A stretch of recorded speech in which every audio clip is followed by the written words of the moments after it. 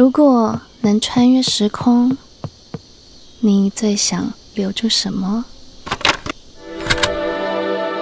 If you could time travel, what would you recapture?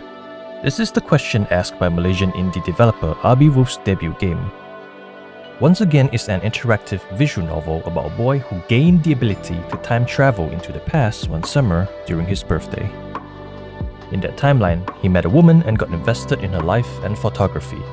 He then continues to go back and forth into his younger body each year visiting her. Gameplay of Once Again consists of clicking, dragging, and scrubbing to advance the events. The gameplay loop in the beginning started off slow and players may find it boring. Some may even experience confusion at first, as there were no immediate instructions to do anything. Once you figure out the basics, the next steps are very direct and easy to understand. When presented with a choice, they are mostly inconsequential and won't affect the story, so players are free to take their pick. There are some minor photography mechanics. Players adjust levels on screen to focus the subject to capture a clear picture, which I found to be interesting, due to the fact that one of the cameras is an autofocus camera in real life. You won't make any photography mistakes, because the game will only cue the shutter button when you get the perfect composition.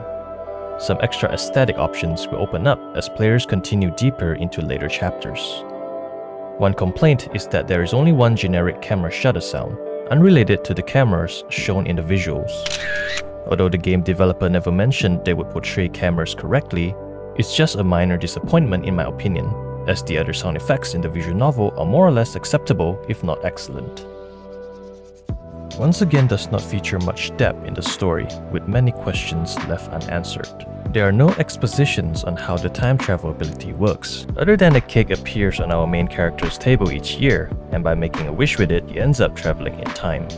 We don't even get to know much about our main character, Sia, whose name in Chinese means summer. We catch a glimpse of his lonely life here and there, but that's about it. We just have to accept the fact that Sia can time travel and go along with the circumstances around it. Seeking the answers to these questions is not the focus of Once Again. Rather, your attention is being ushered to explore the intimate reminiscence story of Sia and the woman. Sia's interaction with the woman is very comfortable and cute, albeit unbelievable in some parts.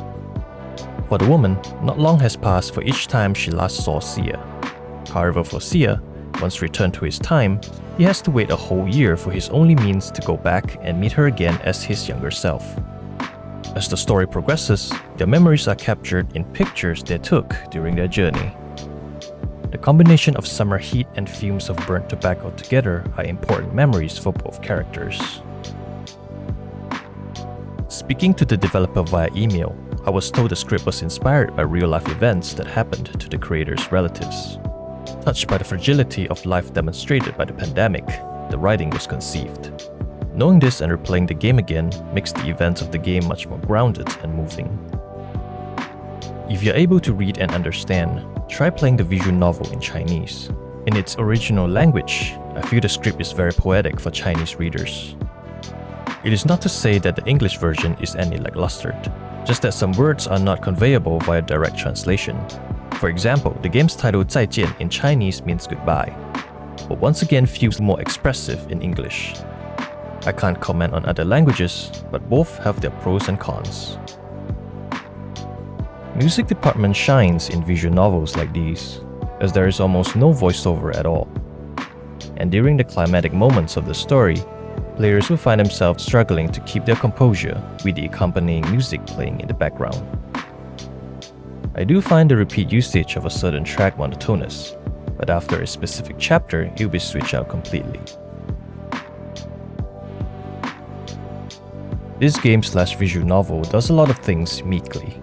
It doesn't challenge the player much, nor does it evolve the typical time travel formula. However, by being a simple tale that lacks other forms of distraction, it is able to strongly evoke your emotion, enough to make you ignore the majority of questions surrounding it. And the script tells Sia's story on a very personal level, immersing the players deeply in the telling of Abi Wolf's debut story called Once Again.